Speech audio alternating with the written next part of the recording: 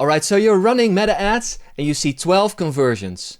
But then you log into Google Analytics and you only see 2. Well, where did the other 10 go? Well, you're not crazy and you're definitely not alone. In this video, I'll walk you through the 4 main reasons why your Meta Ads and GA4 numbers almost never match up. But before we dive in, if cookie banners are messing with your tracking and you don't want to pay for a full consent management platform, I made a free cookie banner that you can use instead. It's fully compliant, easy to implement, and yours to download via the link in the video description.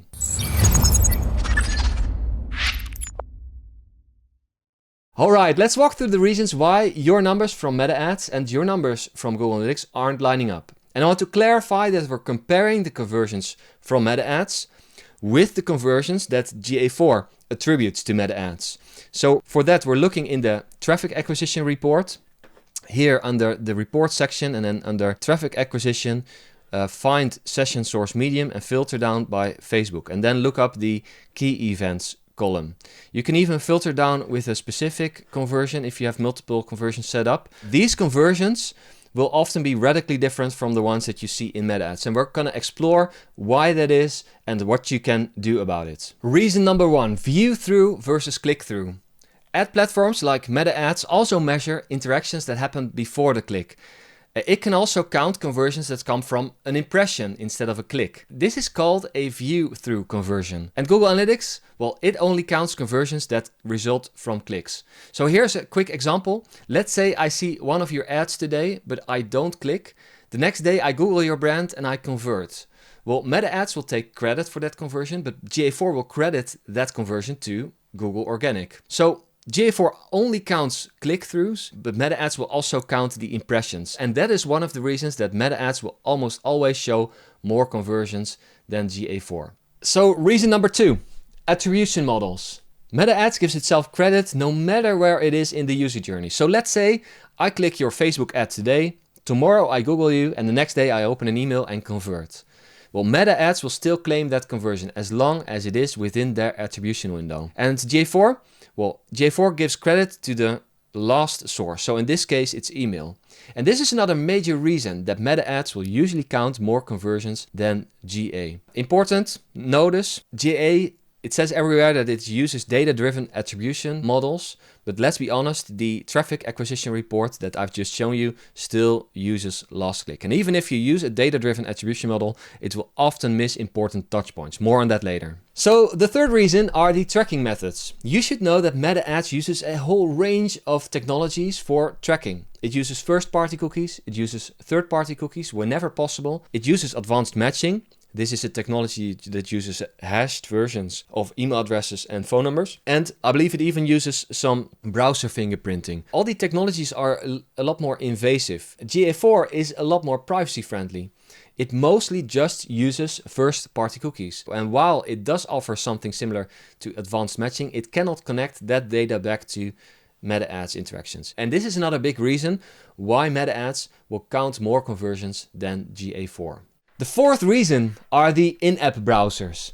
And in-app browsers, for those of you who don't know, are the browsers that most social media apps these days use within their app. So whenever you go through your timeline and you click an ad, you're not leaving the app and you're not opening up the page on the regular browser that's installed on your mobile device, but you're opening that page on the in-app browser, which is, it slides in, it's a light version of a browser, and you're looking at the page there, you're able to click back real easily to the timeline. So you're not leaving the app. This has a big consequence for your GA4 data, because the GA4 cookie, the first party cookie, will be in that in-app browser. So whenever a user comes back the next day and then converts, it will open up a new session, often in a regular browser.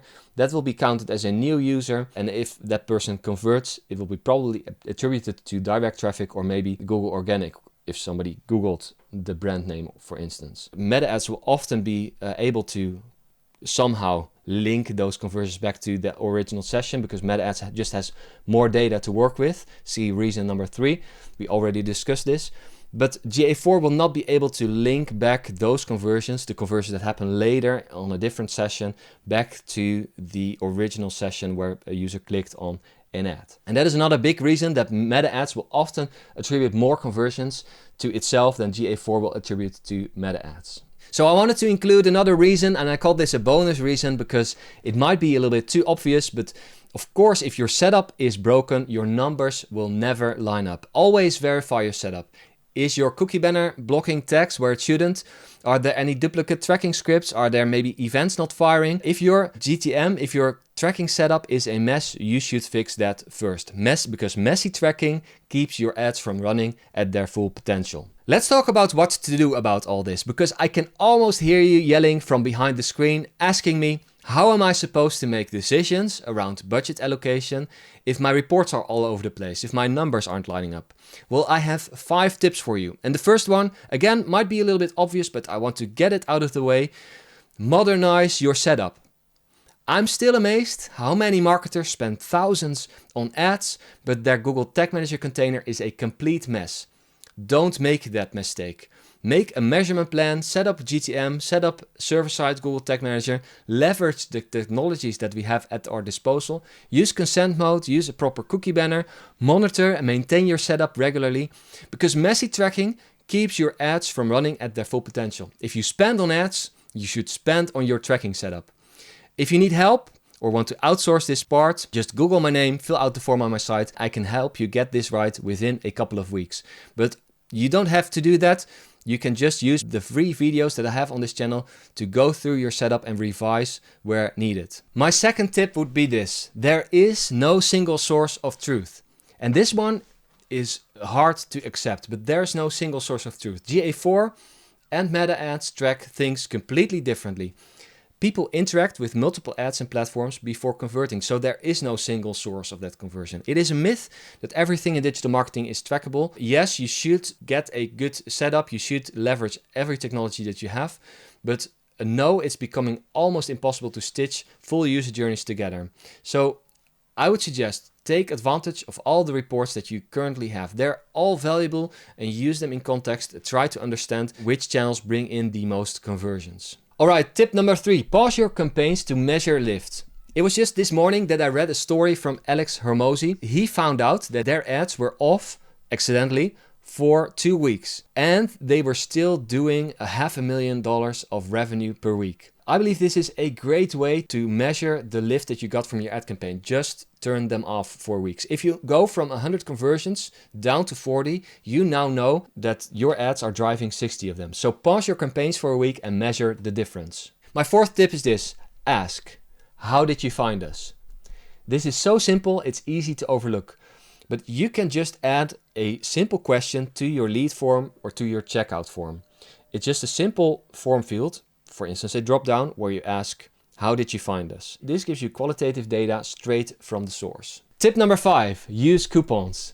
Coupons are old school, but they're still effective. You can, for instance, show a pop-up window to everyone that comes to your site from an ad, give them a small discount if they use a coupon code. You can even give them the option to send that one to their email so they don't lose it. Once they redeem that coupon code, you know that they came from your social ads. Simple as that. So now you know why your Meta Ads and your GA4 numbers don't match, and more importantly, what to do about it. Was this video helpful? Please share this video with someone that you know is struggling with their reports. And don't forget to grab the free cookie banner in the video description. Thanks for watching and have a great day. Goodbye.